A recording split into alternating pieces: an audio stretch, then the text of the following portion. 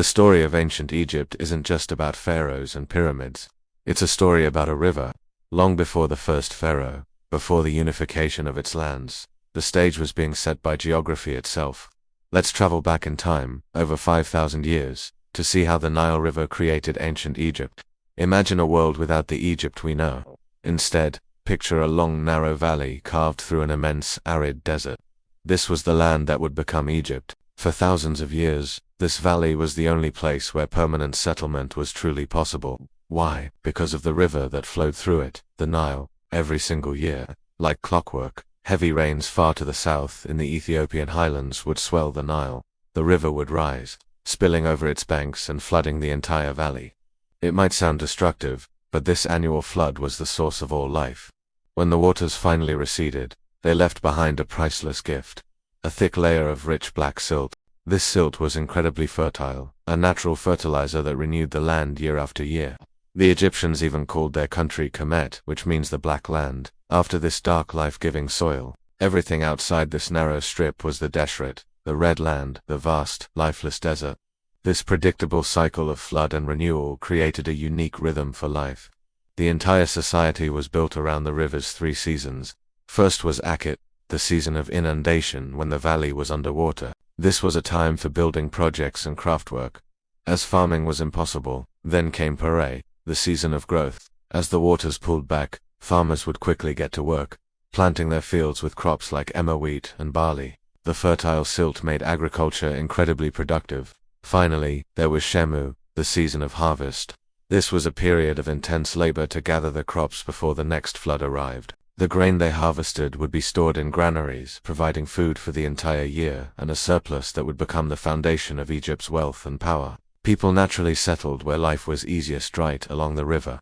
These settlements were positioned to take advantage of the fertile farmland, the fresh water for drinking and washing, and the river itself, which acted as a superhighway.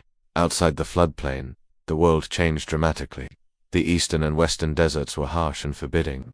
They weren't empty, though. They were sources of valuable minerals, like gold and precious stones, but accessing them required organized expeditions. To the south, the river's smooth flow was interrupted by a series of rocky rapids called cataracts. These cataracts made travel further south by boat difficult, creating a natural boundary. And to the north, the Nile spread out into a wide, marshy delta before emptying into the Mediterranean Sea. This geography meant that for early Egyptians, the world was the Nile. The river was the primary channel for communication and transportation. Moving heavy goods like stone or large amounts of grain was far easier and more efficient by boat than by trying to drag them across land. This constant movement of people, goods, and ideas up and down the river was crucial. It connected communities that were hundreds of miles apart, fostering a sense of shared experience and culture long before they were politically united.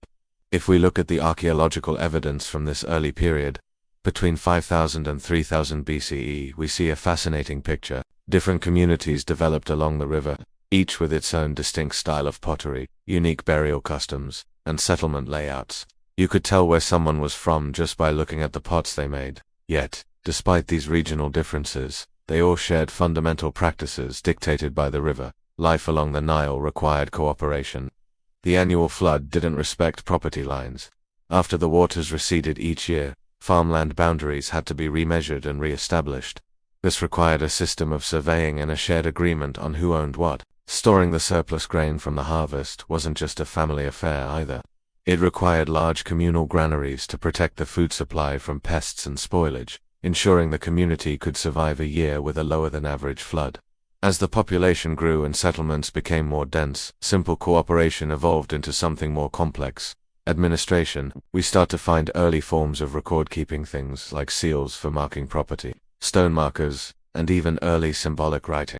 These weren't for writing poetry, they were practical tools for managing land, tracking grain stores, and organizing labor. Society was becoming more structured. We can see this in the burials from the time. Some graves are simple, with few offerings, while others are larger and filled with more valuable goods, indicating that some individuals held higher status and more power than others. The Nile also gave the Egyptians a shared sense of time. The cycle of flood, planting, and harvest wasn't just an agricultural calendar, it was the framework of their entire existence. It shaped their religious beliefs, their festivals, and their understanding of cosmic order. The universe to them operated in predictable repeating cycles, just like their river. Of course, the river wasn't always perfectly predictable. Some years the flood was too low. This was a disaster, as it meant less land was fertilized and less food could be grown, leading to potential famine. Other years, the flood was too high, washing away homes, dikes, and stored grain. Dealing with these environmental challenges required a level of coordination that went beyond a single village. It pushed communities to work together, to build and maintain irrigation canals and protective dikes, further strengthening the need for regional leadership. By the late 4th millennium BCE, a clear distinction had emerged between two major regions, Upper and Lower Egypt. These names might seem confusing on a modern map, because Upper Egypt is in the south and Lower Egypt is in the north. The names come from the flow of the Nile, which runs from the highlands of the south down to the sea in the north. Upper Egypt, in the south, was the classic narrow river valley, a thin line of green with settlements strung out along the riverbanks. Its economy was heavily based on agriculture and control of the trade routes to the south and the mineral-rich eastern desert. Lower Egypt, in the north, was the delta-wide, flat, and marshy region with multiple branching waterways. This area was also great for agriculture but supported more fishing, fowling, and maritime trade through the Mediterranean. These two regions were distinct, yet increasingly connected. Archaeologists find pottery from Upper Egypt in the delta, and goods from the delta in the south. This wasn't just simple trade, it was a complex network of exchange, competition, and influence. As populations grew, competition for the best land and resources intensified. In some of the larger settlements, we see evidence of powerful local leaders, or chieftains, who commanded enough authority to build defensive walls and organize large groups of people. So, by around 3100 BCE, on the very eve of political unification under the first pharaoh, all the essential building blocks of Egyptian civilization were already in place, and they were all products of the Nile. They had a highly productive agricultural system based on the annual flood. They had concentrated settlements located along a natural transportation artery. They had systems for organizing labor, redistributing resources, and managing society. They had a shared culture and a shared understanding of the world, all shaped by the river's rhythm. The geography of the Nile Valley didn't just support civilization, it actively created the conditions that made it possible. The predictable flood made agriculture easy, the river connected disparate communities, and the surrounding deserts provided a natural barrier against invasion, allowing this unique culture to develop in relative isolation for centuries. When the first pharaoh finally united Upper and Lower Egypt into a single kingdom, he wasn't creating something from scratch. He was formalizing and building upon a foundation that the Nile had been laying for thousands of years. The river was the true, silent ruler of Egypt, the force that shaped its people, its power, and its destiny. Thanks for joining us on this deep dive into the birth of ancient Egypt. If you enjoyed this journey back in time, make sure to like this video, subscribe to the channel, and hit that notification bell so you don't miss our next adventure into the past. See you next time. Picture a time long before the Great Pyramids pierced the sky. Around 3100 BCE, the land along the Nile wasn't one unified kingdom, but a patchwork of communities, each with its own local leaders and traditions. Welcome back to our journey through ancient history. Today, we're exploring one of the most pivotal moments in human civilization, the unification of Egypt. Before this grand unification, Egypt was split into two distinct regions, Upper Egypt in the south and Lower Egypt in the north. Upper Egypt was a long, narrow strip of fertile land hugging the Nile, surrounded by vast deserts. Life here was linear, a chain of settlements connected by the river, which served as their highway for trade and travel. Down in Lower Egypt, the Nile fanned out into a lush, sprawling delta before meeting the Mediterranean Sea. This marshy, water-rich environment led to a more dispersed pattern of settlement, with communities connected by a web of waterways. These two regions developed unique cultures. Their pottery had different shapes and decorations, they buried their dead in different ways, and even the layouts of their villages were distinct. But despite their differences, they weren't strangers. Archaeologists have found pottery from Upper Egypt in the Delta, and materials from the north in southern tombs. This tells us they were in constant contact, trading goods like stone vessels, pigments, and symbolic items. This wasn't just a casual exchange, it was the beginning of a connection that would change the world. As time went on, something began to shift. In certain towns, wealth and power started to concentrate. We see this in the graves of the elite, which became larger and more elaborate, filled with luxury goods, some imported from faraway lands. These tombs contained new, powerful symbols that we now associate with kingship: special crowns, ceremonial weapons, and depictions of powerful animals. These weren't just local symbols anymore. They were appearing all over Egypt, suggesting a shared language of power was emerging. Then came a revolutionary development: writing. The earliest hieroglyphs weren't for writing epic poems or histories, they were practical tools. Small tags and seals found on pottery jars tell us what was inside, where it came from, and who it belonged to. This was the birth of bureaucracy. As leaders began to control larger territories and more resources, they needed a way to keep track of it all. Writing was the answer. It was the spreadsheet of the ancient world, a tool for managing a growing and complex society. This process of consolidation culminated around 3100 BCE with a figure shrouded in legend, Narmer. His name appears on artifacts found throughout both Upper and Lower Egypt, a clear sign that his authority was recognized across the land. Later Egyptian histories talk about a founding king named Menes, and most experts today believe Narmer and Menes were one and the same, the man who brought the two lands together. The most famous piece of evidence for this is the Narmer palette, an absolutely iconic artifact discovered at the ancient site of Hierakonpolis. This ceremonial stone palette is covered in intricate carvings that tell the story of unification, not in words, but in powerful symbols. On one side, Narmer wears the tall, white crown of Upper Egypt, and on the other, the red, curled crown of Lower Egypt. He's shown as a dominant, powerful ruler, bringing order to the land. This wasn't just art. It was propaganda, a declaration that the two lands were now one under a single king. But unification wasn't an overnight event or a hostile takeover that erased local cultures. Instead, it was more like a merger. A new, overarching government was created, but local traditions and identities continued. It was a brilliant system that established a central authority while allowing regional communities to maintain their own ways of life. With this unification, the institution of kingship was born. The ruler was now a divine figure, the earthly embodiment of a god, with standardized royal titles and regalia that represented his control over the entire nation. To run this new, unified state, a sophisticated administration was needed. The king appointed officials to manage everything from farming and food storage to massive state-run building projects. This required a huge amount of coordination, and the Nile was the key. The river was the backbone of the state, allowing the government to move resources, officials, and information up and down the country, tying it all together. A new capital city, Memphis, was established right at the border between Upper and Lower Egypt, the perfect strategic location to govern both regions effectively. Religion also became a powerful tool of the state. Local gods from different regions were brought into a national pantheon, and religious rituals were used to reinforce the king's divine authority. Temples weren't just places of worship, they were economic and administrative centers, working hand in hand with the government. This integration of politics, religion, and economics created an incredibly stable and resilient system. We see the effects of this new order everywhere in the archaeological record.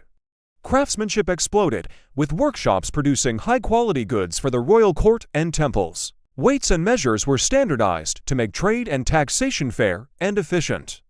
A distinct royal art style emerged and was copied across the land, reinforcing the power and permanence of the new dynasty. Society became more stratified. Royal tombs, like those at Abydos, became monumental, set apart from the graves of even the highest officials, which in turn were far more elaborate than the simple burials of common people. This entire process wasn't a single, dramatic event, but a gradual evolution over generations. But by 3100 BCE, the transformation was complete. The scattered communities along the Nile had become one of the world's first true nation-states, with a defined territory, a central government, a complex administration, and a shared culture, all held together by the divine king and the life-giving river. This was the moment the pre-dynastic period ended and dynastic Egypt began, setting the stage for 3,000 years of incredible history, art, and innovation. The unification of the two lands was the foundation upon which the entire civilization of the pharaohs was built. Ever wondered how a civilization could last for over 3,000 years? How ancient Egypt, a land of pharaohs and pyramids, maintained its stability through dynasties, invasions, and internal strife? The secret might just lie in a single powerful concept. Mat. It's a word you might have heard, but its true meaning is the bedrock of Egyptian society. A blueprint for order, justice, and cosmic balance that guided everyone from the mightiest pharaoh to the humblest farmer. So, let us journey back in time and uncover how this profound idea shaped one of the greatest civilizations in human history. Our story begins around 3100 BCE, when Egypt was first united under a single ruler. From this very early stage, a framework for governance emerged, a concept the Egyptians called Mat. Now Ma, it wasn't a law book or a holy scripture you could just pick up and read. In these early days, it was more of an unspoken understanding, an invisible force that held society together. Think of it as the ultimate expression of order, balance, and what is right. It was the opposite of chaos. Its presence was felt not through grand pronouncements, but through actions. You could see it in the rituals the king performed, in the symbolic art carved on temple walls, and in the practical outcomes of good government. The pharaoh was the central pillar of this system. He wasn't just a man with a crown. He was the living link between the gods and humanity, tasked with upholding Mat on earth. Royal art from this time doesn't show a specific individual king. Instead, it depicts an idealized ruler performing standardized duties, making offerings to the gods, establishing stability, and ensuring the world ran as it should. This wasn't about personal glory. It was about fulfilling a sacred, institutional role. And the king didn't do it alone. He appointed officials to manage the day-to-day business of the kingdom, assessing land for farming, organizing massive labor projects, and distributing resources like grain. These officials drew their authority directly from the pharaoh. And their work was a practical application of Mat, documented through official seals and the earliest forms of writing. As we move into the Old Kingdom, the age of the Great Pyramids from about 2686 BCE, the concept of Mat becomes much more visible and explicit. How do you build something as colossal as the Great Pyramid of Giza? You need more than just stone and manpower. You need an incredible level of organization, resource management, and administrative oversight.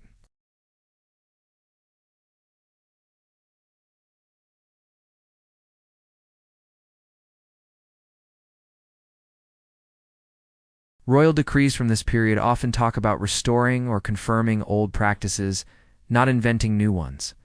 The idea was that the perfect order already existed. The pharaoh's job was to maintain it, not change it. We also start to see Mat appear in personal records. In the tombs of high-ranking officials, biographical inscriptions would proudly declare that they had acted according to Mat in their duties. This meant they were just, fair, and effective administrators. Mat was becoming the ethical standard for public service, the measure of a good official. It was the principle they were judged by, both in this life and, as we'll see, in the next. But centralized power in Egypt wasn't constant. After the Old Kingdom came the first intermediate period, a time when the central government collapsed and regional rulers vied for control. You might think that in all this chaos, the idea of Mat would be forgotten, but it wasn't. In fact, it became even more important. Surviving texts from this era are filled with anxiety about the loss of order, the rise of injustice, and the desperate need to restore balance. Even without a single, all-powerful pharaoh, the ideal of Mat persisted as the goal everyone was striving for. This period of disunity eventually ended with the rise of the Middle Kingdom around 2055 BCE. Central authority was back, and with it came an explosion of documentation. We have more papyri from this period than ever before, detailing everything from land surveys and tax records to legal decisions. And within these texts, Mat is everywhere. A whole new genre of literature emerged, known as instructions or wisdom texts. These were essentially handbooks for aspiring officials, teaching them the proper conduct for their roles. They emphasized duty, lawful procedure, and acting in accordance with Mat. That was being taught and codified in a way it never had been before. Mat also took on a more explicit religious dimension. For the first time, we see temple inscriptions that talk about making offerings directly to Ma, as if Ma, at itself, were a divine force or goddess that needed to be appeased and honored, solidifying its place at the heart of both worldly governance and sacred ritual. Next, we enter the New Kingdom, Egypt's imperial age, starting around 1550 BCE. This is the era of famous pharaohs like Hatshepsut, Akhenaten, and Ramesses the Great. Egypt's influence now stretched far beyond the Nile Valley, creating a vast empire. Managing this empire required an even more sophisticated administration, and references to Maat were central to justifying the pharaoh's rule over foreign lands. Royal inscriptions describe the king bringing Maat to the world, replacing chaos with Egyptian order. The administration expanded dramatically. Temple economies boomed, becoming huge centers of wealth and power, complete with their own hierarchies of priests and armies of scribes meticulously recording land ownership, labor assignments, and temple assets. All of this was framed as part of the orderly system of Maat, and the pharaoh's role as the chief ritualist remained unchanged. Temple reliefs from this period, found from Karnak to Abu Simbel, consistently show the king performing the same sacred ceremonies for the gods, reinforcing the idea that stability depended on these timeless, repeated actions. The image of the pharaoh upholding Maat was a constant, powerful piece of state propaganda, repeated across reigns to emphasize continuity and legitimacy. Even after the glory days of the New Kingdom faded, Maat endured. During the Third Intermediate Period, political power was once again fractured. But even with multiple rulers in different parts of the country, inscriptions from kings and high priests continued to invoke Maat in legal and religious contexts. The administrative systems, though more localized, kept functioning according to the old principles. Then came foreign rule. The Assyrians and later the Persians conquered Egypt, but instead of wiping the slate clean, these foreign rulers did something remarkable.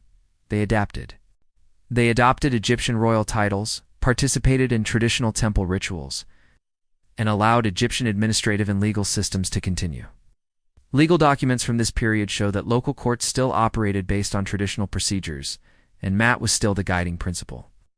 This shows just how deeply embedded the concept was in the very fabric of Egyptian society. It wasn't just a political ideology.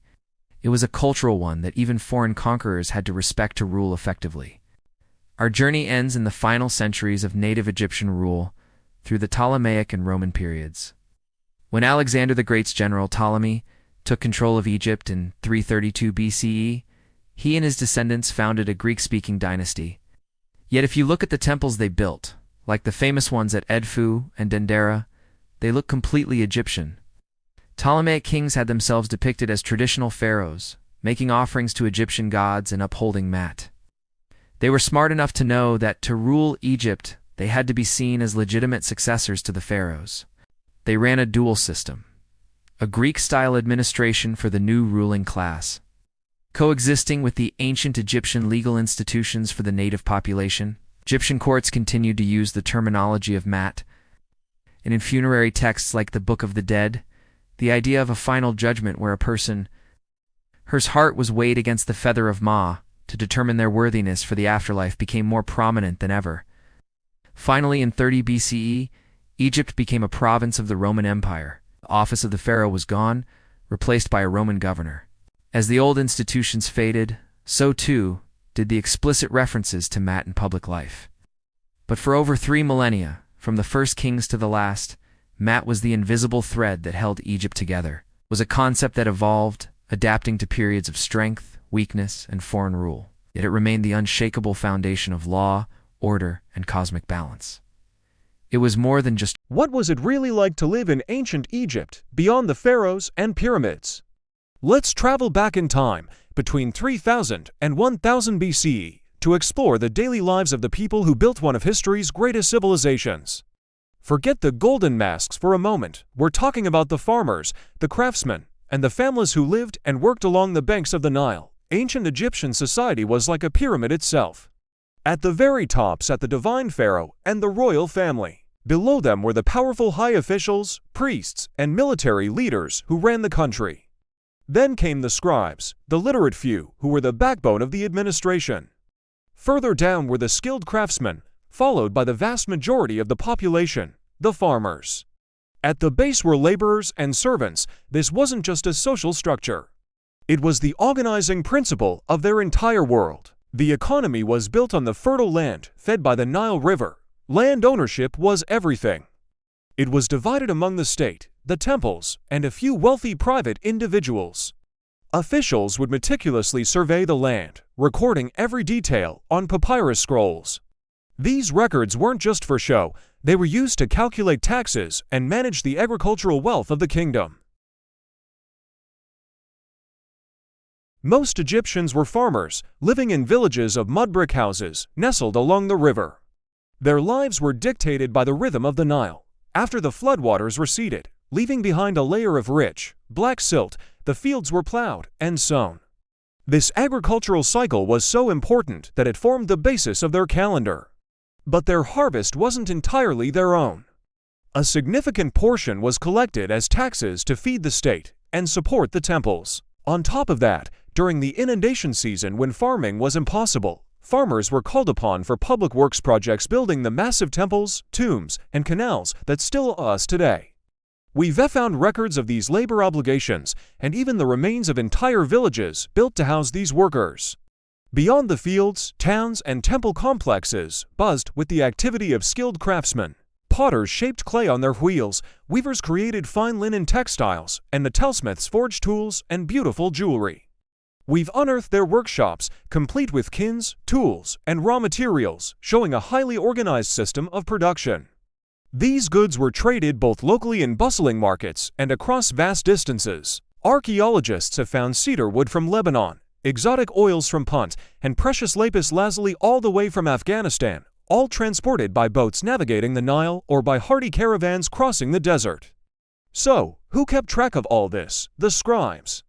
In a society where very few could read or write, scribes held a position of immense importance and respect. Their training was rigorous, starting at a young age in special schools, often attached to temples. Practice texts written on pottery shards and papyrus show us their curriculum, not just writing the complex hieroglyphic script, but also mathematics, accounting, and law. They were the managers, the accountants, and the communicators of the ancient world. They recorded everything from grain harvests and tax payments to legal proceedings. And yes, ancient Egypt had a formal legal system.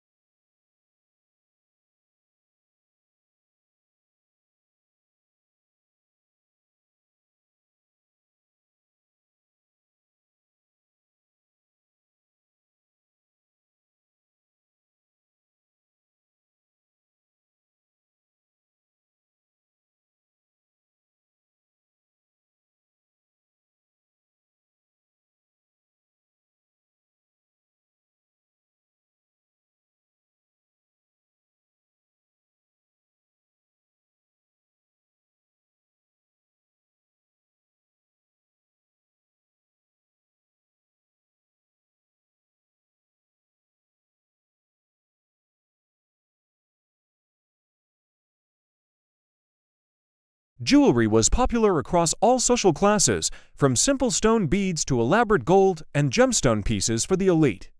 Childhood had its moments of both work and play. Children were expected to help with household chores and learn the family trade from a young age. But we've also found toys like wooden animals on wheels, dolls, and board games, showing that kids still found time to be kids.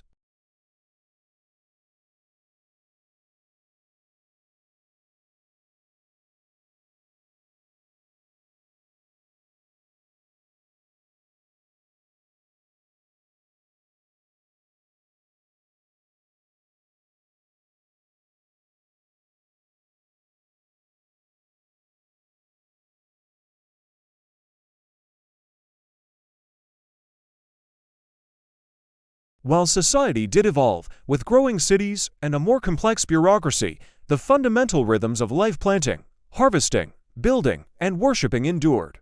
This is the story not of kings and gods, but of the millions of people whose daily labor created the timeless legacy of ancient Egypt. Stepping away from the grand monuments and pharaohs to explore something even more fascinating: the daily lives of the people who built this incredible civilization.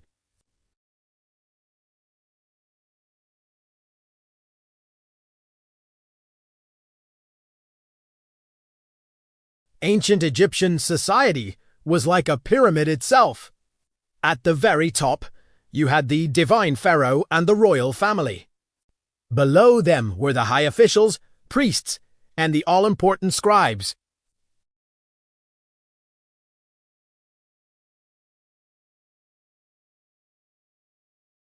This wasn't just a loose structure. It was well-documented hierarchy, recorded in administrative texts and inscriptions that have survived for millennia. The entire economy was built on land. Land meant wealth, and it was divided into three main types: state-owned, temple-owned, and privately held plots. Officials would meticulously survey and assess the land, recording everything in writing. Why? For taxes, of course, and to manage redistribution.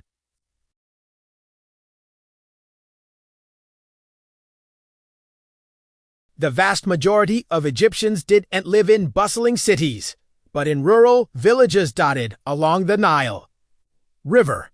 Their settlements were strategically placed to take advantage of the annual flood, the lifeblood of Egypt. The inundation made the land fertile, allowing agriculture to flourish.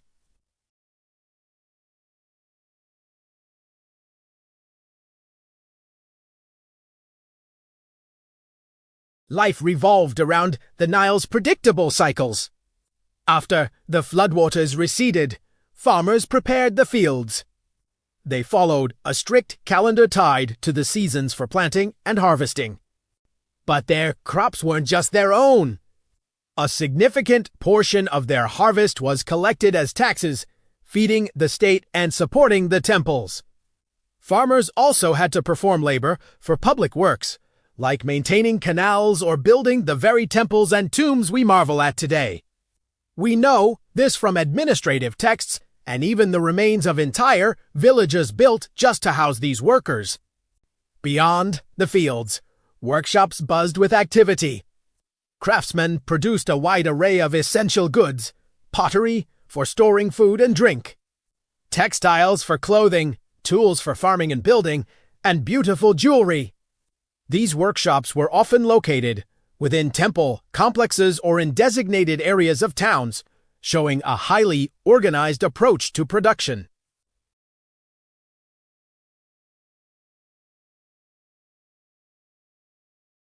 Egypt's location on the Nile made it a natural highway for transport. Boats sailed up and down the river, while caravans crossed the harsh desert routes.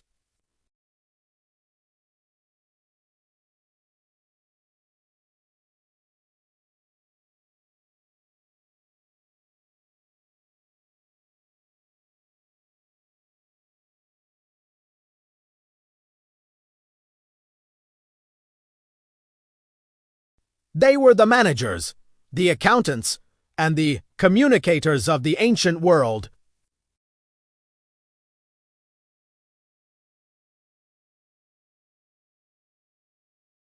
Becoming a scribe required years of rigorous training in special schools, often attached to temples.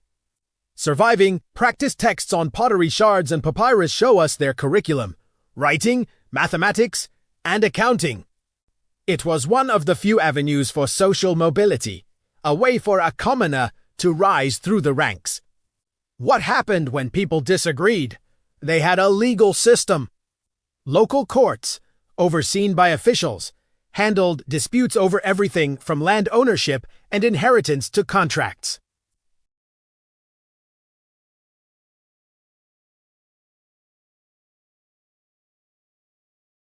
And surprisingly, women in ancient Egypt had significant legal rights.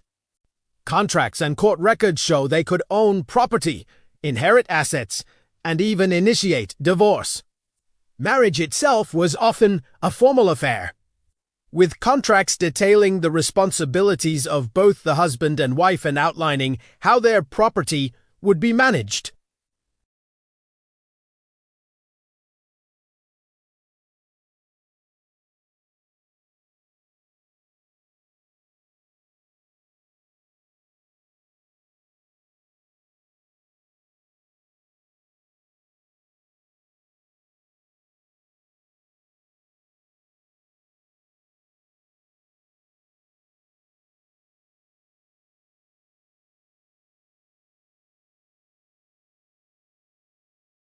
This was supplemented with vegetables, fruits, fish, and occasionally meat. We found the very vessels they used for storing and preparing food, bringing their daily meals to life. When it came to health, the Egyptians used a mix of practical treatments and religious rituals. Medical papyri have survived, containing prescriptions for various ailments that used ingredients from plants, minerals, and animals. Archaeologists have even found sets of surgical instruments, hinting at a sophisticated understanding of medicine for their time.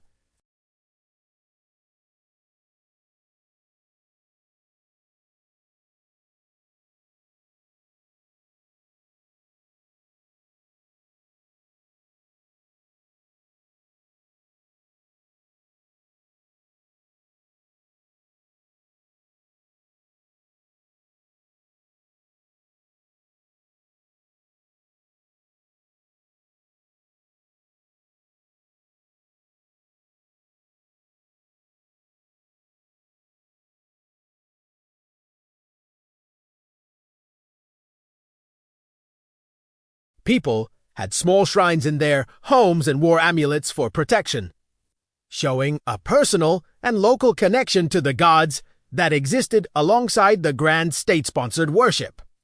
Even clothing reflected social status. Most garments were made from linen, but the style and quality varied.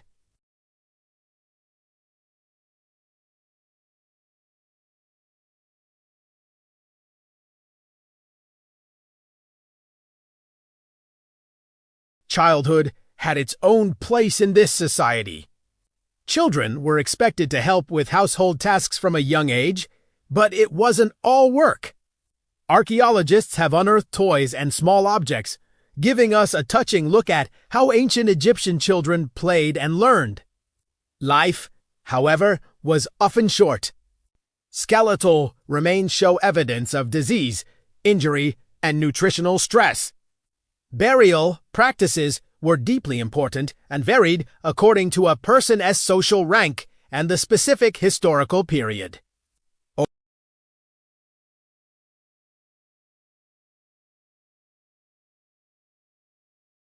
Pottery styles evolved, tools improved, and cities grew, especially during the imperial expansion of the New Kingdom.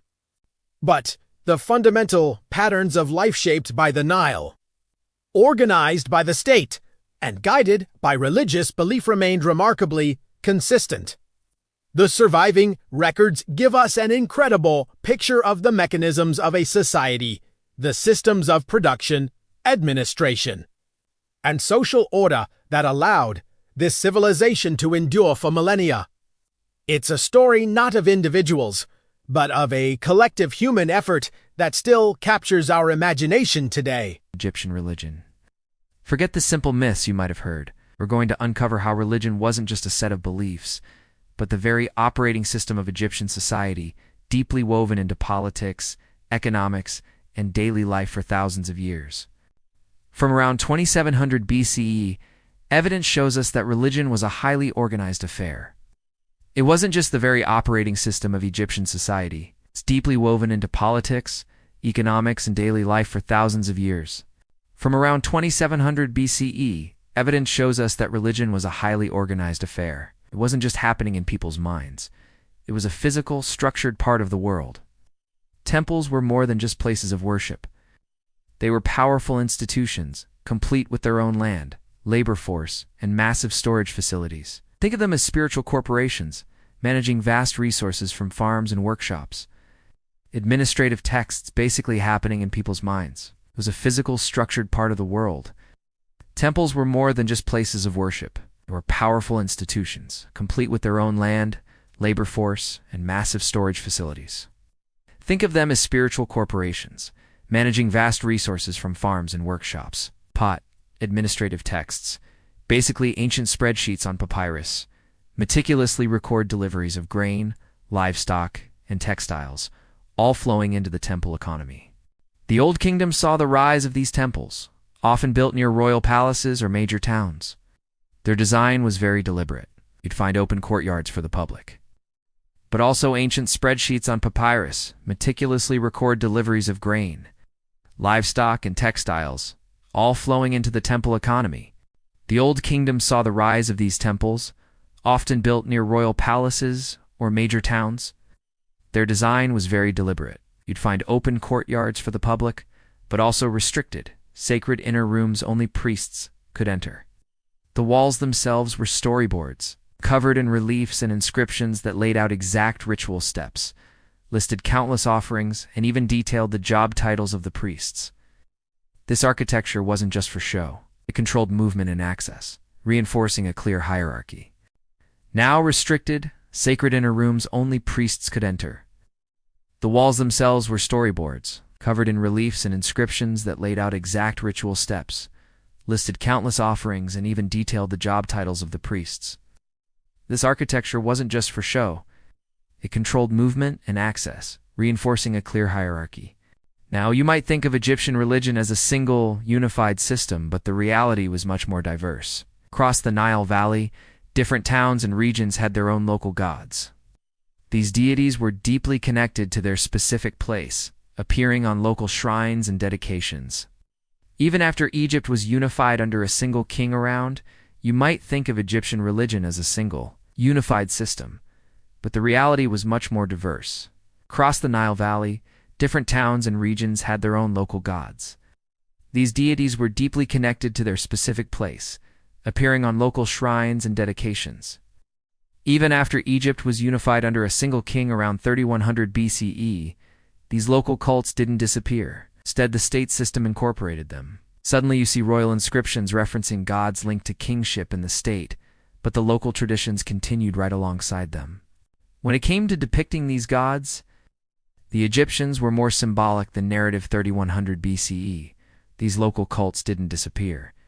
Instead, the state system incorporated them. Suddenly, you see royal inscriptions referencing gods linked to kingship and the state. But the local traditions continued right alongside them. When it came to depicting these gods, the Egyptians were more symbolic than narrative. You won't find long, detailed stories about the gods' lives in the way you might with Greek mythology. Instead, their identity was shown through specific, standardized images. A certain crown, an animal form, or a particular object would immediately tell you which deity you were looking at. Texts identified them by their function. You won't find long, detailed stories about the gods' lives in the way you might with Greek mythology. Instead, their identity was shown through specific, standardized images. A certain crown, an animal form, or a particular object would immediately tell you which deity you were looking at. Texts identified them by their function: the god of fertility, the protector of the home, the judge of the dead. It was a visual and functional language. Interestingly, Egyptians were perfectly comfortable with a more the merrier approach to their gods. A single temple could honor multiple deities at once. Its offering lists often named several gods together, grouped by their thought of fertility, the protector of the home, the judge of the dead. It was a visual and functional language. Interestingly, Egyptians were perfectly comfortable with a more the merrier approach to their gods. A single temple could honor multiple deities at once. Its offering lists often named several gods together, grouped by their function or home region. There was no single, definitive rulebook that ranked every god from most to least important across the entire country. This flexibility also led to syncretism, where different gods would merge, sharing names or iconographies. You might see a god with a compound name or a combined image, especially during time's function or home region. There was no single definitive rulebook that ranked every god from most to least important across the entire country. This flexibility also led to syncretism, where different gods would merge, sharing names or iconographies. You might see a god with a compound name or a combined image, especially during times when the kingdom was expanding and consolidating its power. This wasn't about replacing old gods, but about integrating new territories and ideas into the existing framework. The priests who ran these temples weren't necessarily a separate, lifelong class. Inscriptions of their titles show a clear division of labor. Some performed rituals, others managed when the kingdom was expanding and consolidating its power. This wasn't about replacing old gods, but about integrating new territories and ideas into the existing framework. The priests who ran these temples weren't necessarily a separate, lifelong class. Inscriptions of their titles show a clear division of labor. Some performed rituals, Others managed the temple estates, and some were scribes keeping detailed records. But for many, being a priest was a part-time gig. Personnel lists showed that individuals would serve in the temple for a set period on a rotational basis. Before returning to their regular jobs, the system kept the temple deeply connected to the community. The temple estates, and some were scribes keeping detailed records. But for many, being a priest was a part-time gig. Personnel lists showed that individuals would serve in the temple for a set period on a rotational basis, before returning to their regular jobs. This system kept the temple deeply connected to the community. The rituals themselves were highly standardized. From purification rites to presenting offerings and reciting sacred texts, everything followed a strict, prescribed sequence. We see these same steps depicted on temple walls and described in papyri from different sites across Egypt. This consistency shows a highly controlled and deliberate religious practice. But what about the average person? While rituals themselves were highly standardized. From purification rites to presenting offerings and reciting sacred texts, everything followed a strict, prescribed sequence. We see these same steps depicted on temple walls and described in papyri from different sites across Egypt. This consistency shows a highly controlled and deliberate religious practice. But what about the average person? While the inner sanctuaries of the temples were off limits, public participation was huge, especially during religious festivals. These were massive events, where the statues of the gods were brought out of the temple and carried in grand processions through the streets, along the river, and to other shrines. Think of it like a divine parade. These festivals, the inner sanctuaries of the temples, were off limits. Public participation was huge, especially during religious festivals. These were massive events where the statues of the gods were brought out of the temple and carried in grand processions through the streets, along the river, and to other shrines. Think of it like a divine parade. These festivals were not random. They were scheduled according to a precise calendar based on astronomical observations and the seasonal cycles of the Nile, the inundation, the planting, and the harvest. The king or pharaoh was always at the center of state religion. Temple reliefs consistently show the king making offerings to the gods. Commissioning were not random. They were scheduled according to a precise calendar based on astronomical observations and the seasonal cycles of the Nile, the inundation, the planting, and the harvest.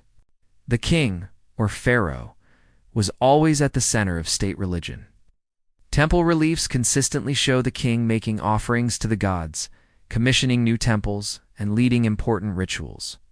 His royal titles reinforced his role as the chief intermediary between the human world and the divine. This royal participation remained a constant feature from the Old Kingdom all the way through the New Kingdom, a period of over 1,500 years. During periods of strong central rule, like new temples and leading important rituals, his royal titles reinforced his role as the chief intermediary between the human world and the divine. This royal participation remained a constant feature from the Old Kingdom all the way through the New Kingdom, a period of over 1,500 years.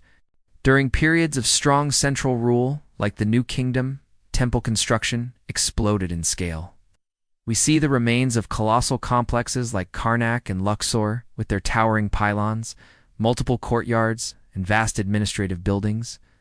Royal inscriptions proudly record massive donations of land, wealth, and labor to these divine institutions. But even when political power was fragmented, religion, the New Kingdom, temple construction exploded in scale. We see the remains of colossal complexes like Karnak and Luxor with their towering pylons, multiple courtyards, and vast administrative buildings.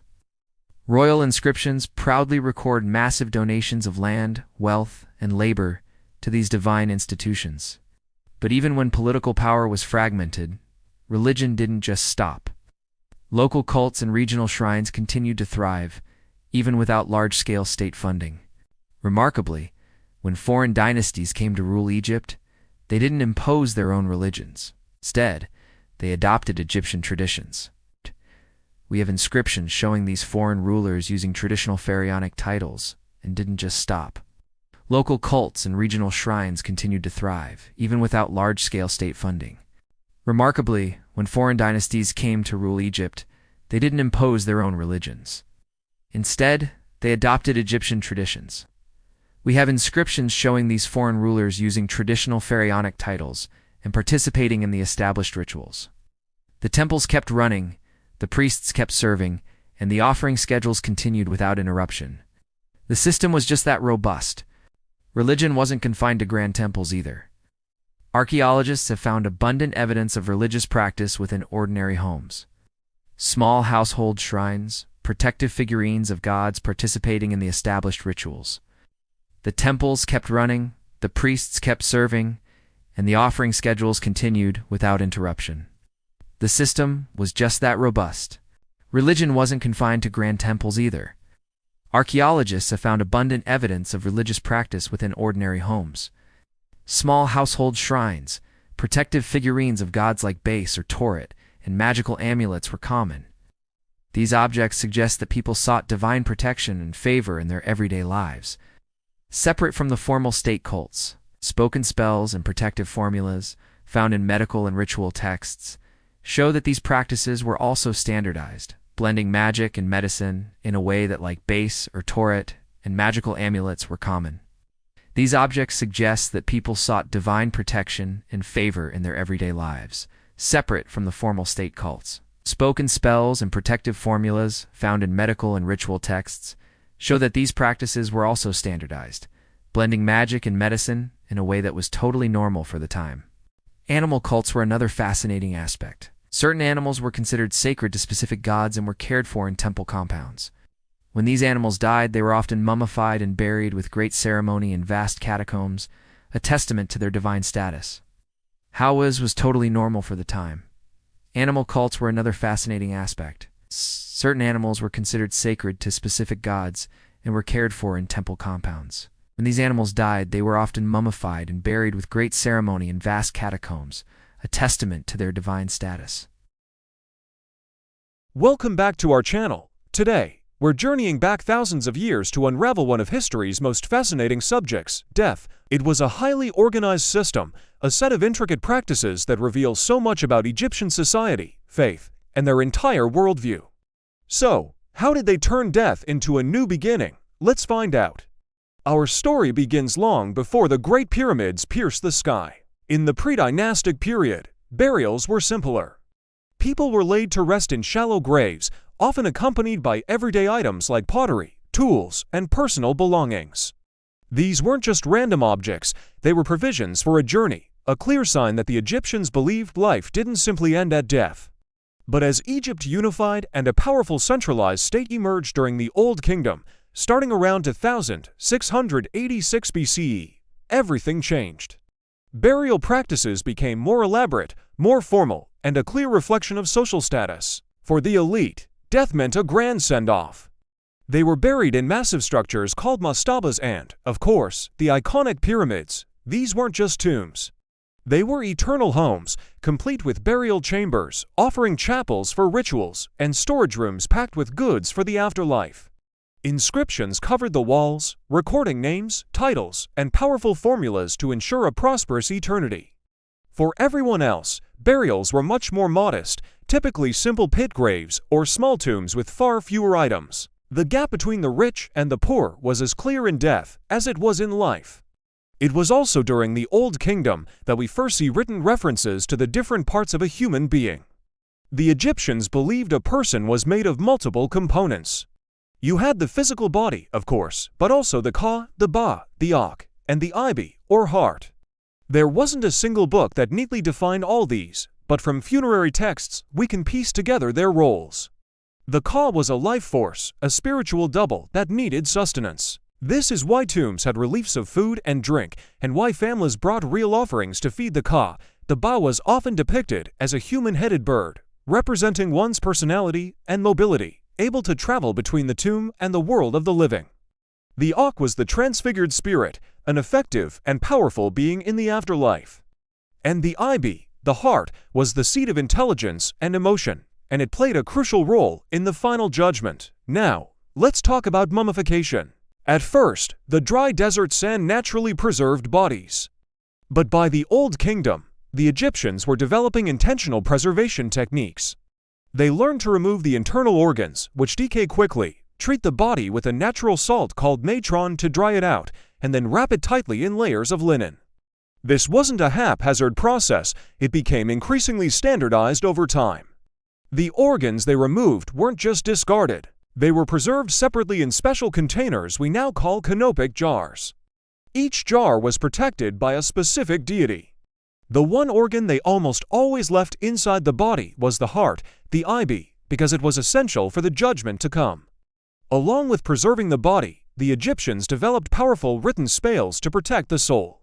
During the Old Kingdom, these spells were an exclusive privilege of the pharaoh. They were carved directly onto the inner walls of the pyramids and are known today as the pyramid texts. These texts were a royal toolkit for the afterlife, filled with incantations for protection, for navigating the underworld, and for transforming into a divine being. As the Old Kingdom collapsed and Egypt entered a period of change, these once exclusive royal texts began to spread. During the First Intermediate Period and the Middle Kingdom, we start finding similar spells inscribed inside the coffins of non-royal individuals. These are called the coffin texts. The magic was becoming more accessible. Burial equipment also became more diverse. Coffins were beautifully painted, and tombs were filled with small models depicting scenes from daily life, bakeries, breweries, farms, and boats. The idea was that these models would magically come to life in the next world, providing for the deceased for all eternity. It was also during this time that the idea of a final judgment became more prominent. Texts began to describe a formal evaluation process, a test you had to pass to enter the afterlife. Later, in the New Kingdom, this would be famously depicted as the weighing of the heart. The deceased's heart was placed on a scale and weighed against the feather of Mat, the goddess of truth and justice. If the heart was heavy with sin, it would be devoured by a terrifying creature, and the soul would cease to exist. But if it was light and pure, the person was granted eternal life. By the New Kingdom, these funerary spells and instructions were compiled onto papyrus scrolls, which we now call the Book of the Dead. This wasn't a single book, but a collection of chapters that a person could choose from to create their own personal guide to the afterlife. A scroll would be placed in the tomb, a roadmap to navigate the dangers of the underworld and pass the final judgment. Royal burial architecture changed dramatically in this period as well. The pharaohs stopped building pyramids and instead began carving elaborate, hidden tombs deep into the rock in the Valley of the Kings. These tombs were complex mazes of corridors and chambers, their walls covered in stunning paintings and texts detailing the sun god's nightly journey through the underworld. Mummification also reached its peak. The techniques were highly refined and standardized. Bodies were expertly preserved, wrapped in hundreds of yards of linen, and adorned with protective amulets, placed at specific locations, each with its own magical purpose. The entire process was accompanied by elaborate rituals. There were grand processions to the tomb, purification rites performed by priests, and the crucial opening of the mouth ceremony. This ritual was performed on the mummy, or a statue of the deceased, to magically reanimate their senses, allowing them to see, speak, eat, and drink in the afterlife. Egyptian cemeteries were not just random collections of graves. They were organized communities of the dead, often located near settlements. This shows us that the living and the dead were in constant interaction. Families were expected to maintain the tombs and provide regular offerings of food and drink. For the wealthy, this was a serious affair. They would even set up legal endowments, dedicating land and resources to fund their funerary cult forever, hiring funerary priests to perform rituals and manage the offerings. The art found in these tombs wasn't just for decoration, it was functional. The scenes of farming, feasting, and offerings were meant to magically provide for the deceased. The standardized styles and repeated motifs created a powerful visual language that everyone understood. It wasn't just humans who received this treatment, either. The Egyptians also mummified millions of animals, from cats and dogs to birds and crocodiles. Some were beloved pets buried with their owners, while others were considered sacred offerings to the gods. What's incredible is that there was no single, unified Bible of the afterlife. Instead, their beliefs are revealed through their consistent actions over thousands of years, the way they prepared the body, the texts they wrote, the rituals they performed, and the goods they buried. These practices were so deeply embedded in their culture that they continued even through periods of political upheaval and foreign rule. The quest for eternity was a constant, a driving force behind one of the world's most enduring civilizations. From the simplest grave goods to the most complex royal tombs, the ancient Egyptians left us a detailed record of their unwavering belief that death was not the end, but merely a doorway to another, eternal life. Old Kingdom, also known as the Pyramid Age. From roughly 2686 to 2181 BCE, the Nile Valley was transformed by a revolution in architecture. The Egyptians began building massive stone monuments for their kings, creating a legacy that has fascinated the world for millennia. Our story begins not with the pyramids you might be picturing, but with a groundbreaking innovation at Saqqara. Here, during the Third Dynasty, King Djoser's brilliant architect, Imhotep, designed something entirely new, the Step Pyramid. This wasn't just a tomb. It was a massive complex made entirely of stone, a first for Egypt. It featured courtyards, temples, and storage buildings, all enclosed by a huge wall. The pyramid itself rose in 6 giant steps, a stone staircase reaching for the heavens. Archaeologists have found the quarries nearby, where workers cut and shaped the limestone blocks, marking the start of a monumental construction tradition that would define an entire civilization. Following Djoser, the techniques for building with stone evolved rapidly. We can see this experimentation at the site of Medum, where a pyramid started as a step pyramid, but was later modified. It seems the builders were trying to create a smooth-sided, true pyramid, but the outer casing eventually collapsed, revealing the different construction phases. This pyramid is like an architectural rough draft, showing us the trial and error that led to the next great leap forward. The Fourth Dynasty marks the absolute peak of pyramid building. At Dahshur, King Snefru built not one, but 2 incredible pyramids. The first is the Bent Pyramid, famous for its distinct change in angle halfway up. It's a perfect example of engineers learning on the job. They likely realized the initial steep angle was unstable and adjusted their plans to ensure the structure wouldn't collapse. Undeterred, Snefru's builders applied their newfound knowledge to their next project, the Red Pyramid. Named for the reddish hue of its core limestone, this is the world's first successful true pyramid, with smooth, even sides from base to summit. Inside its chambers, the craftsmanship and standardized building procedures show that the Egyptians were no longer experimenting. They had become masters of their craft, and then, we arrive at the Giza Plateau, home to the most famous structures in human history. The Great Pyramid of Khufu, along with the pyramids of his son Khafre and grandson Menkaure, represent the pinnacle of this architectural achievement. But these pyramids didn't stand alone. They were the centerpieces of vast, integrated complexes. Each one had a mortuary temple right next to it, connected by a long, covered causeway to a valley temple near the banks of the Nile. There were also smaller subsidiary pyramids for queens, boat pits containing full-sized solar barks, and sprawling cemeteries for royal family members and high-ranking officials. Excavations have shown that the layout of these sites was meticulously planned, a city of the dead laid out with incredible precision. The logistics of building these monuments were staggering. The core of the pyramids was built with millions of limestone blocks quarried right on the Giza Plateau. But the smooth, white outer casing came from a special quarry at Tura, across the Nile, and for the internal chambers and massive sarcophagi, they needed granite. This incredibly hard stone was quarried in Aswan, over 800 kilometers to the south, and transported down the Nile on huge barges. Inscriptions and marks left by the work crews give us glimpses into this massive operation, recording transport activities and the names of the gangs who moved these colossal stones. So who actually built the pyramids? For a long time, people thought it was slaves, but archaeology tells a very different story. Near the pyramids, researchers have uncovered the remains of a purpose-built city for the workers. They found houses, bakeries that could produce thousands of loaves of bread a day, breweries, and storage facilities. The workers were well-fed, receiving rations of bread, beer, and fish. Skeletons found in the workers' cemeteries show signs of hard physical labor, but also evidence of medical care, like set bones and even amputations. These were not slaves, but skilled Egyptian laborers.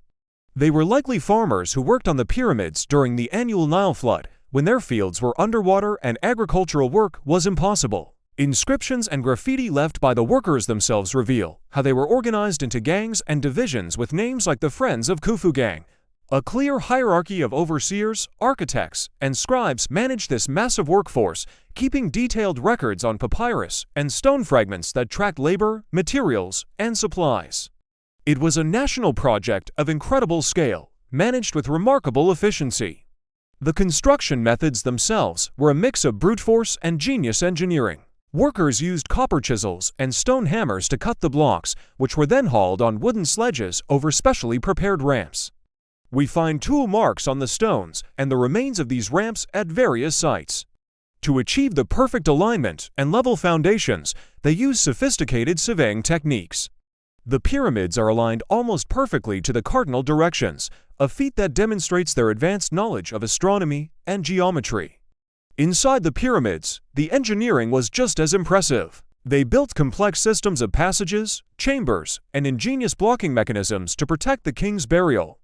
To support the immense weight of the stone above the chambers, they used massive granite beams and corbelled ceilings, where each layer of stone projects slightly inwards until they meet at the top. These features were designed to redirect the crushing pressure and ensure the king's resting place would remain safe for eternity. As we move into the 5th and 6th dynasties, pyramid construction continued, but on a smaller scale. The pyramids of this era were smaller, often built with a rubble core that was then cased in fine limestone. While they might seem less impressive from the outside, the temples associated with them became more complex and elaborately decorated.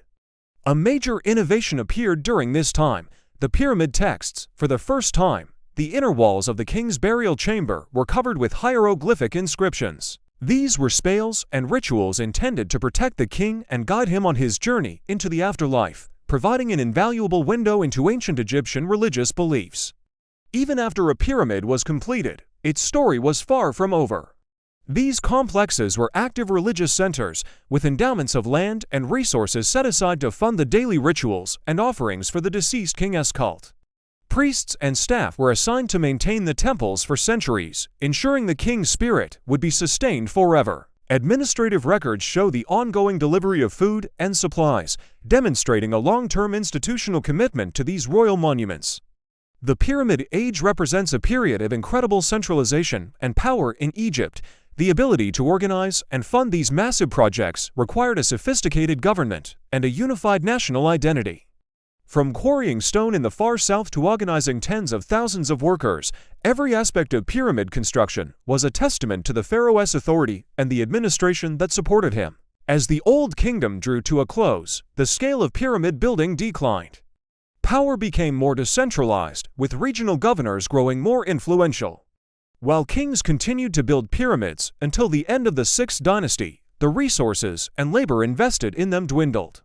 Yet, for nearly 500 years, these monumental structures were the ultimate expression of royal power and religious belief. They are the defining feature of the Old Kingdom, a continuous record of construction, organization, and innovation written in stone. Combining architectural analysis, archaeological excavation, and ancient texts, we can piece together how these wonders of the world were built, revealing the incredible ingenuity and dedication of the ancient Egyptians. Hello history lovers, and welcome back to our deep dive into ancient Egypt. Today, we're exploring a dramatic cycle of collapse and rebirth, moving from the first intermediate period into the glorious Middle Kingdom. It is a story of how a powerful kingdom fell apart and then brilliantly put itself back together. After the grandeur of the Old Kingdom, Egypt's central government began to weaken. Around 2181 BCE, the mighty pharaohs lost their absolute grip. Think of it less like a sudden crash and more like a slow, regional drift. The institutions that once managed nationwide taxes, labor, and massive construction projects didn't disappear overnight, but their influence shrank. Power started to localize. This era, known as the First Intermediate Period, saw regional governors, or nomarchs, stepping up. We know this because their tombs suddenly become much more elaborate, filled with inscriptions boasting of their local authority. They were now in charge of their own territories, managing land, collecting taxes, and settling legal disputes. They were the big fish in their own smaller ponds. Archaeology tells a fascinating and varied story. Some regions carried on almost as normal, with farms producing and villages thriving. Others show signs of struggle, with smaller populations and less material wealth. It seems the Nile's behavior was also a factor. Studies of ancient climate data suggest the river's floods became unpredictable, which would have wreaked havoc on agriculture and the food distribution systems that depended on a strong central government. Unsurprisingly, the massive, state-sponsored pyramid projects came to a halt. The era of Gizeh's giants was over. Instead, building efforts became smaller and more local modest temples, defensive walls, and those impressive tombs for regional leaders. It was a clear shift from building for the nation to building for the province. Even the texts from this time reflect the change. We have administrative records and funerary texts that hint at this new, fragmented reality. What's interesting is that political power was split between several hubs. The most prominent were Heracleopolis in the north and Thebes in the south. These two centers acted like rival capitals, each governing their own slice of Egypt, sometimes peacefully, sometimes not. This regionalism is also visible in art and burial customs. Instead of a single, unified Egyptian style, different artistic flavors developed in different areas. Tomb decorations focused on the deceased's local achievements and titles, rather than their service to a distant pharaoh. It was a world where your local identity mattered most, but this couldn't last forever. Slowly but surely, the rulers of Thebes in Upper Egypt began to gain the upper hand. Through a combination of political savvy and military might, they started expanding their control, absorbing neighboring territories one by one. Inscriptions from this time don't give us a play-by-play of battles, but they do show a steady administrative takeover. We start to see titles reappear that suggest a return to a more unified government structure. This gradual reunification culminated around 2055 BCE, with the Theban rulers establishing the 11th dynasty and kicking off the Middle Kingdom. Egypt was whole again, centralized government was back in business, and we see an immediate revival of state-sponsored projects and standardized administration. But the Middle Kingdom wasn't just an old kingdom reboot. It was a more sophisticated and robust system. The bureaucracy became more complex, with specialized departments for the treasury, agriculture, and legal matters, all operating at local, regional, and national levels. It was a highly organized machine of governance. We see this renewed state power in the archaeology.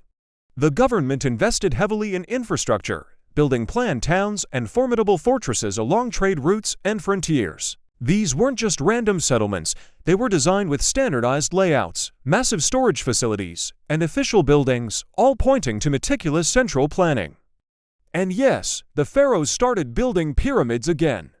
They were constructed differently, often with a mud brick core and a stone casing, located near new royal centers like Lisht and the Fayum region. These were still impressive statements of royal power, complete with temples and causeways.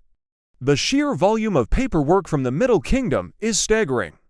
Papyri, inscriptions, and even pottery shards record everything from tax collection and labor assignments to court cases and official letters. This was an administration that ran on written records, allowing it to coordinate complex activities across the entire country. This period was also a golden age for Egyptian literature. Classic tales and wisdom texts that explore themes of justice, social order, and good governance were composed. These weren't just for entertainment. They were used to train the next generation of scribes and officials, embedding the state's ideology right into its educational system. The economy boomed. While farming remained the backbone, the state organized ambitious mining expeditions into the deserts for precious metals and stones. Trade flourished, with imported goods found in tombs and texts mentioning contact with foreign lands. To protect all this, the military was expanded, with a network of massive forts built along the southern and eastern borders. These weren't just simple walls, they were complex military installations designed for long-term occupation and defense. Even at the local level, provincial governors were now firmly integrated into the central system. Their tomb inscriptions once again emphasized their official duties performed for the pharaoh, and art styles became more standardized across the land. The legal system was formalized, with written procedures for handling disputes and managing property. The state even took an active role in environmental management, coordinating canal maintenance and irrigation projects to maximize agricultural output. For several centuries, the Middle Kingdom was a model of stability and prosperity. But like all great powers, it eventually faced challenges. Towards the end of the period, around 1650 BCE, signs of strain began to appear. Central authority weakened, settlements were abandoned, and power once again began to fragment. Egypt was on the brink of its second intermediate period. The journey from the first intermediate period to the end of the Middle Kingdom shows us that ancient Egypt was a static, unchanging civilization. It was dynamic, capable of collapsing into regional fragments and then re-emerging, stronger and more sophisticated than before. It's a timeless story of resilience and adaptation. This period saw Egypt transform from a regional power into a full-fledged empire. It all started after the expulsion of the Hyksos. With centralized authority re-established in Upper Egypt, the nation didn't just rebuild, it reinvented itself. The new kingdom pharaohs adopted a proactive and expansionist foreign policy, a stark contrast to earlier periods.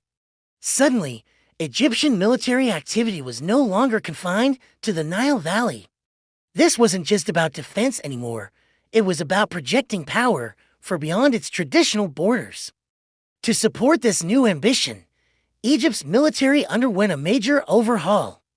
For the first time, we see clear evidence of a professional, standing army. This wasn't a temporary militia called up in times of crisis.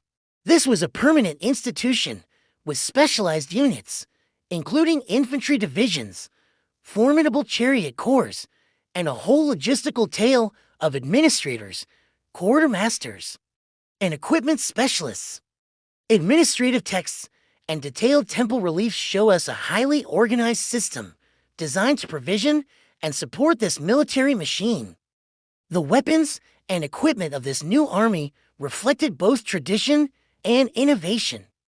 We find composite bows, bronze-tipped arrows, spears, and axes, but we also see the widespread adoption of body armor. The game changer, however, was a horse-drawn chariot. This technology, possibly learned from their former Hyksos rulers, became the centerpiece of the Egyptian military.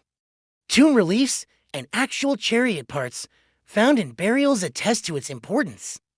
This shows how Egypt was part of a wider network, exchanging military ideas and technologies with its neighbors. This military wasn't just well-equipped, it was well-organized. Temple reliefs and inscriptions reveal a clear command structure with standardized units and divisions. We know the titles of officers and can trace the coordination between military and civilian institutions that managed everything from supply depots to transportation networks. It was a complex, integrated system built for conquest and control. Egypt's imperial gaze first turned southward.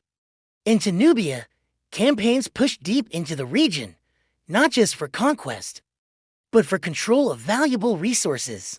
The Egyptians built a network of massive forts and administrative centers along the Nile, securing trade routes and, most importantly, access to Nubia's vast gold deposits. Inscriptions and archaeological finds show us that Nubia was effectively incorporated into the Egyptian state, governed by appointed officials, and its resources systematically extracted and sent back to Egypt. Simultaneously, Egyptian armies marched northeast into the Levant, targeting the coastal cities and inland territories of modern-day Syria and Palestine. Here, the strategy was a bit different.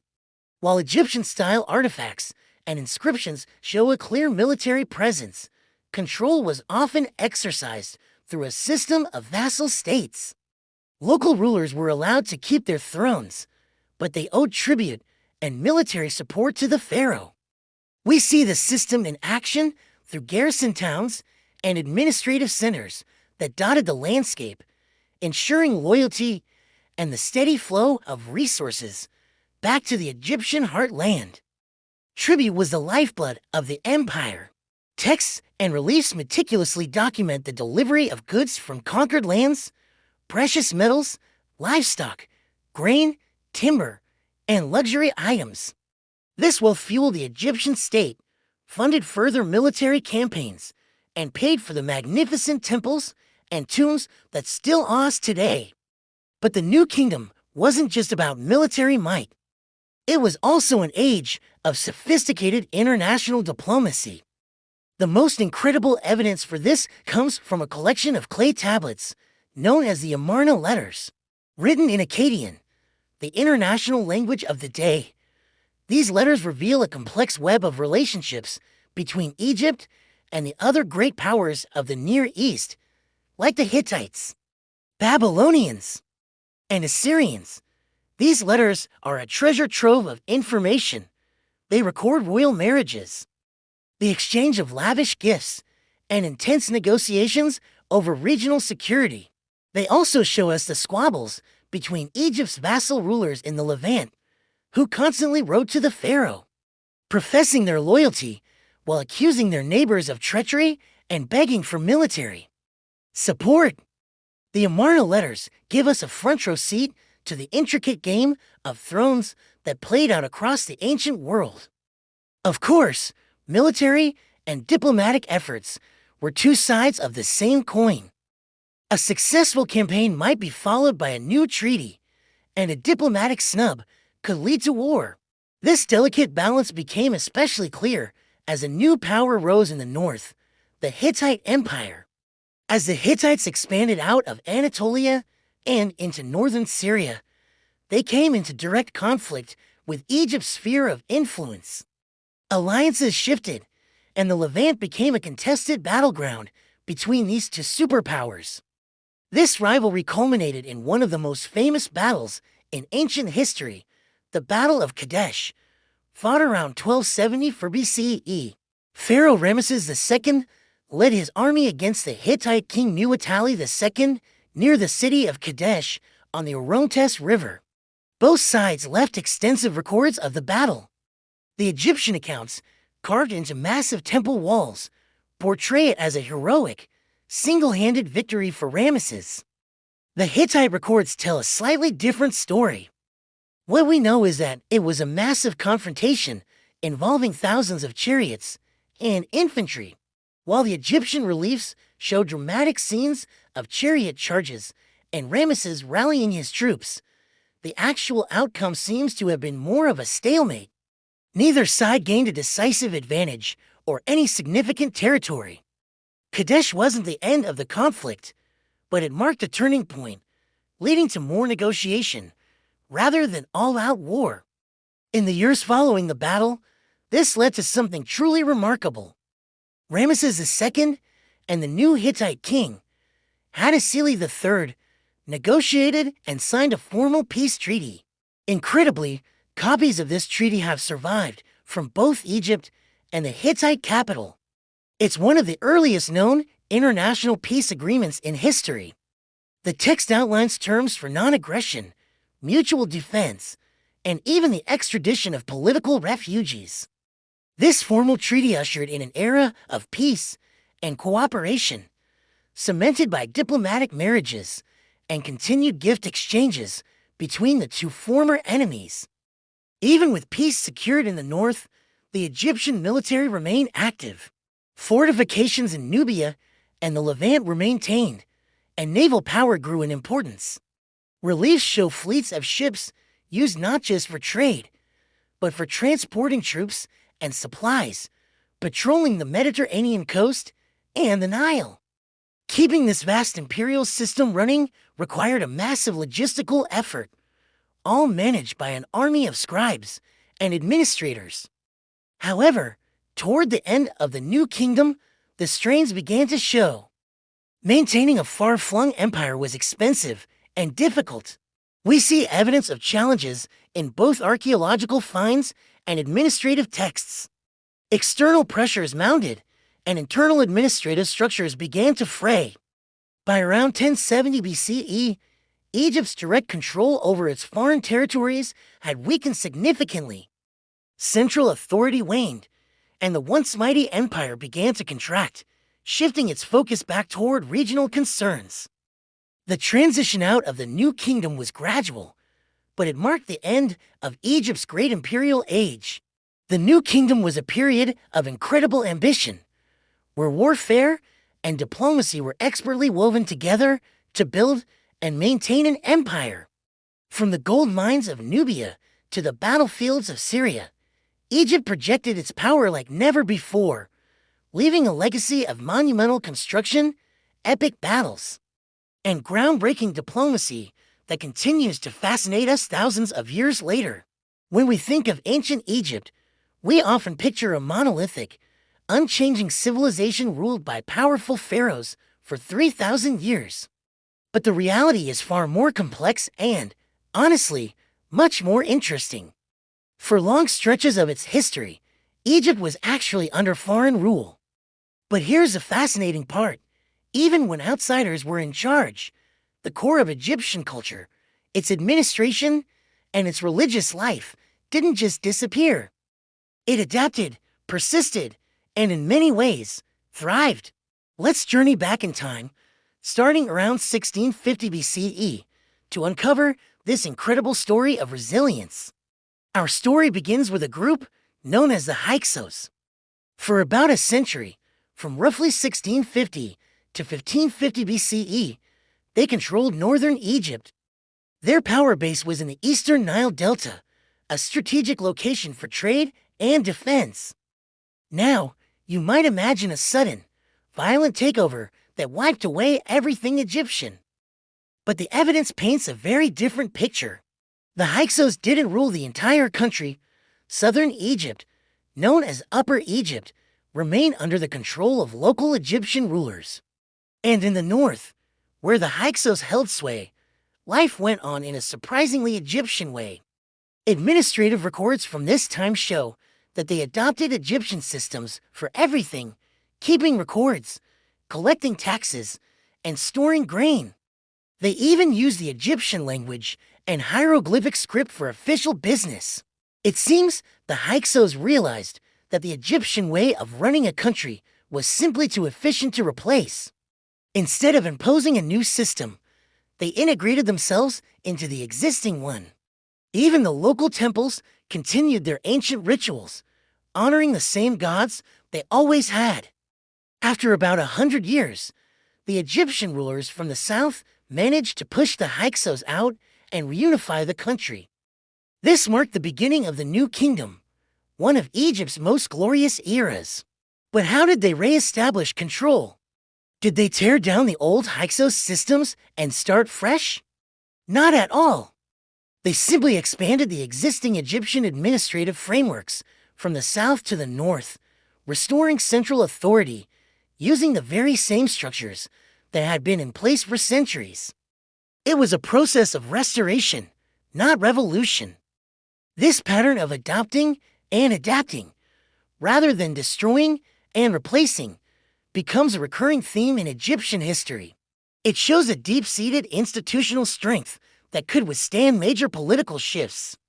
The foundations of Egyptian society were so solid that even foreign rulers, and later, the reunifying pharaohs, found it better to build upon them rather than start from scratch. Let's fast forward several centuries into the first millennium, BCE. Egypt once again finds itself in the crosshairs of powerful foreign empires. This time, the threat comes from Mesopotamia. In the 7th century BCE, the mighty Assyrian army swept in, leading to a period of temporary control over Egypt. But again, this wasn't a complete cultural overhaul. The Assyrians weren't interested in settling down and remaking Egypt in their own image. Their control was exercised through appointed officials who were tasked with ensuring tribute flowed back to the Assyrian heartland. Day-to-day life for most Egyptians likely didn't change dramatically. We have administrative documents from this period that clearly show the Egyptian systems of taxation, land management, and temple economies were still humming along. Local Egyptian elites, the powerful families who had run regional affairs for generations, remained active in government. The priests in the temples continued their sacred rituals without interruption. The Assyrians were a military and political layer on top of a society that continued to function according to its own ancient rhythms. This demonstrates, once again, the incredible resilience of Egypt's institutions. Then, in 525 BCE, a new global superpower arrived on the scene, the Achaemenid Empire, better known as the Persians. This was a different kind of rule. Unlike the temporary military presence of the Assyrians, the Persians integrated Egypt into their vast empire as a province or satrapy. They appointed a governor, the satrap, who oversaw taxation, military logistics, and legal matters on behalf of the Persian king. You might think this would finally be the end of traditional Egyptian governance. But you'd be wrong. Who did the Persians rely on to actually run the province? Experienced Egyptian administrators. These local officials continued to serve within the new Persian structures, applying their knowledge of the land and its people. Egyptian law remained in use. The complex hieroglyphic and demotic writing systems were still the standard for official documents, and the powerful temple institutions continued to manage vast estates and religious life. In fact, the Persian rulers went to great lengths to legitimize their authority in Egyptian terms. We see inscriptions and reliefs where Persian kings are depicted as traditional pharaohs, adopting Egyptian royal titles, and even participating in sacred rituals. It was a masterful strategy. Rule like a pharaoh to be accepted as a pharaoh. This continuity is also stunningly visible in the art and architecture of the time. The Persians didn't impose their own artistic styles on Egypt. Instead, they sponsored temple construction and restoration projects that followed traditional Egyptian architectural forms and artistic conventions. A visitor to a temple built during the Persian period might not even realize it was built by a native Egyptian pharaoh. The same goes for religious life. The ancient calendars, the complex cycles of festivals, and the cult practices dedicated to gods like Ra, Osiris, and Isis all continued, deeply intertwined with the agricultural seasons of the Nile. The economic engine of Egypt, its agriculture, its storage systems, and its redistribution networks kept running along the Nile corridor. Trade routes that connected Egypt to the wider world, from the Mediterranean to the Near East, remained active. The political leadership had changed, but the fundamental economic and cultural lifeblood of the nation continued to flow. This wasn't a case of foreign domination erasing a local culture, but rather a complex process of integration and adaptation where both ruler and ruled found ways to coexist and even cooperate. So, what does this all mean? Across more than 1,000 years, from the Hyksos to the Persians, we see a consistent pattern. Foreign rule in Egypt was rarely a complete replacement of one system with another. Instead, the new rulers, whether they were from the Levant, Mesopotamia, or Persia, found it more practical and effective to work through Egypt's existing, highly developed institutions. They plugged themselves into a machine that was already running smoothly. Egyptian titles, ceremonial forms, and official roles remained recognizable even as the faces of the ultimate rulers changed. This remarkable continuity provided stability and a sense of identity for the Egyptian people through centuries of political upheaval. The scribes, priests, and local officials were the true custodians of Egyptian civilization, ensuring its survival long after the last pyramid was built. Our timeline ends in 330 to BCE, when Persian control over Egypt came to an end. A new force, led by Alexander the Great, arrived from the eastern Mediterranean. And authority was transferred once again, and just as before, the administrative institutions of Egypt were still functional, ready to serve a new master. This long history teaches us a powerful lesson about culture and power. Political control can be fleeting, but the deep structures of a society, its administrative practices, its religious beliefs, and its artistic traditions can have an incredibly long life. The story of ancient Egypt under foreign rule is not one of victimhood, but of incredible resilience and a genius for adaptation. It is a testament to a civilization so well built that it could not only survive being conquered, but could also, in a way, conquer its conquerors. Just a story about one queen. It's about the clash of civilizations, the blending of cultures, and the end of an era that had lasted for millennia. Our story begins in 332 BCE, not with an Egyptian, but with a Macedonian. Alexander the Great arrives in Egypt, not as a brutal conqueror, but as a liberator from Persian rule. The Egyptians, in turn, recognized him as their new ruler. In a fascinating display of political savvy, Alexander embraced Egyptian traditions. The temples recorded his name in hieroglyphs, just like the pharaohs of old, using the same ceremonial forms that had legitimized kings for thousands of years. He maintained the local institutions, ensuring administrative continuity, but Alexander was a man on the move. Shortly after his arrival, he departed for his Grand Eastern campaign, leaving Egypt in the hands of appointed officials. He had laid the groundwork for a new chapter, but he wouldn't be the one to write it. After Alexander's sudden death in 323 BCE, his vast empire was torn apart by his ambitious generals. For Egypt, this meant the rise of a man named Ptolemy.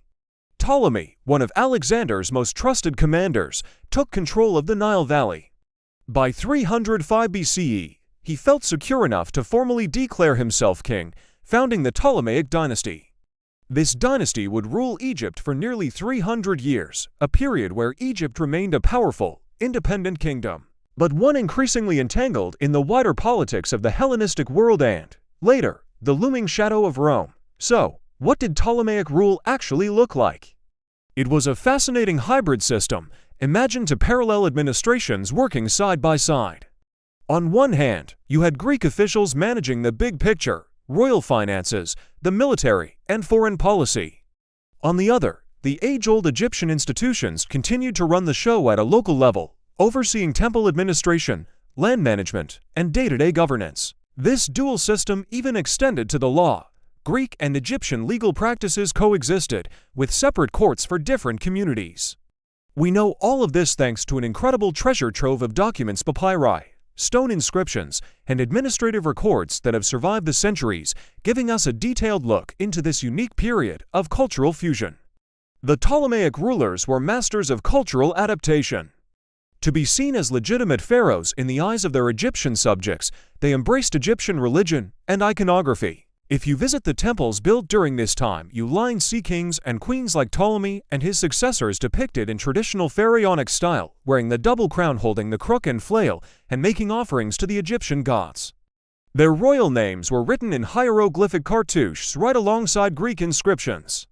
The great temples of Egypt continued to be powerful economic and religious centers, funded by royal patronage. This wasn't just for show. It was a crucial strategy to align their Greek dynasty with the ancient and sacred traditions of the land they now ruled. One of the most enduring legacies of this era was the city of Alexandria. Founded by Alexander himself, it quickly became the new administrative capital, but it was so much more than that. Alexandria was a bustling, cosmopolitan metropolis, a vibrant hub of governance, international trade, and groundbreaking scholarship. Its famous library and museum attracted the greatest minds of the ancient world. The city's population was a melting pot of Greek settlers, native Egyptians, and people from all across the eastern Mediterranean. It operated like a Greek city-state, with its own distinct civic institutions, standing apart from the more traditional Egyptian settlements up and down the Nile. The engine of the Ptolemaic kingdom, as it had always been for Egypt, was agriculture. The predictable rhythm of the Nile's annual flood sustained the land's incredible fertility.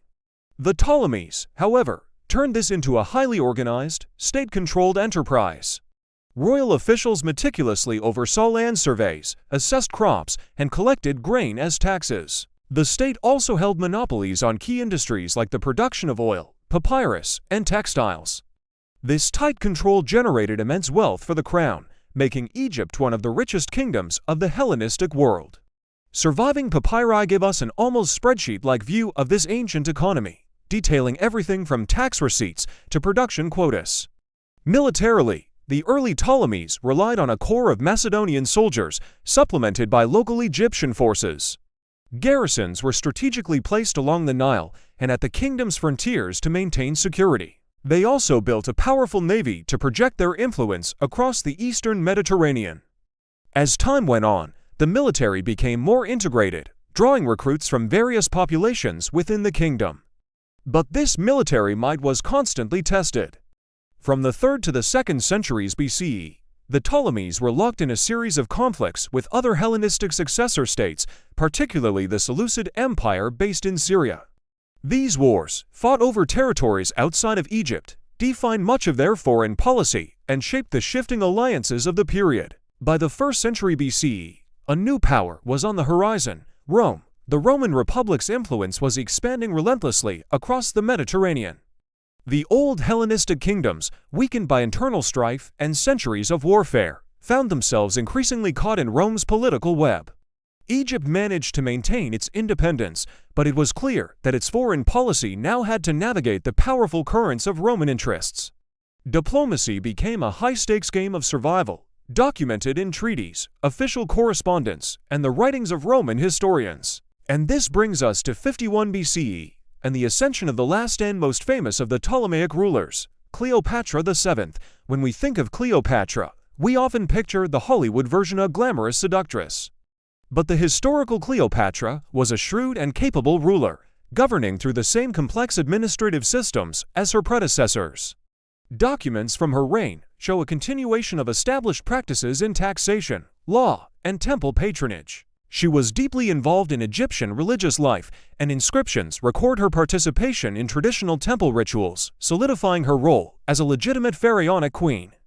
However, Cleopatra's reign was anything but stable. She inherited a court plagued by dynastic disputes and power struggles, often with her own siblings. These internal conflicts unfolded against the backdrop of Rome's own turbulent civil wars. Cleopatra's famous relationships with Roman leaders like Julius Caesar and Mark Antony were not just romantic entanglements. They were strategic political alliances, desperate attempts to secure her throne and preserve Egypt's independence in a world where Rome was becoming the only superpower. Egypt's immense wealth, particularly its grain supply, made it a critical strategic asset for any Roman faction. The ability to control Egypt's grain meant the ability to feed Rome's population and its armies. The final act played out in a series of dramatic military confrontations. The naval battle of Actium in 31 BCE was the decisive moment. The forces of Mark Antony and Cleopatra were defeated by their rival, Octavian, the future emperor Augustus. Following this catastrophic loss, Roman forces closed in on Egypt in 30 BCE. Facing the inevitable, both Antony and Cleopatra died in Alexandria. With their deaths, the Ptolemaic dynasty came to an end. Octavian formally incorporated Egypt into the Roman state, not as a standard province, but as the personal possession of the emperor, a testament to its unique importance. The year 30 BCE marks the end of Egypt's long history as an independent kingdom. For the first time in 3,000 years, Egypt was ruled directly by a foreign power, its fate decided in a distant capital. Governance was transferred to Roman officials, and the land of the pharaohs became the breadbasket of the Roman Empire. But this political transition was not a sudden cultural apocalypse. Many of the existing institutions simply carried on under new management. The agricultural and taxation systems were too efficient to dismantle, so they were adapted to serve Roman needs. Egyptian temples continued to function, and local priests kept their traditional roles. The Greek language remained the language of administration for centuries, and Egyptian religious traditions, which had already coexisted with Greek culture for 300 years, continued to thrive among the local population. The end of independence was a profound political change, but the daily life, culture, and beliefs of Egypt demonstrated remarkable continuity, adapting and evolving under the new reality of Roman rule. From Alexander's arrival to Cleopatra's fall, this period was a whirlwind of change, conflict, and cultural fusion. It saw the end of pharaonic sovereignty, but also the birth of new ideas and a new kind of society in the Nile Valley. The story of ancient Egypt as an independent power concludes here, but its legacy, now woven into the fabric of the Roman Empire, would continue to influence the world for centuries to come. Thanks so much for watching. If you found this journey through Egypt's final chapter of independence fascinating, be sure to hit that like button and subscribe for more deep dives into history. Let me know in the comments which part of the Ptolemaic era you find most interesting. We'll see you in the next video.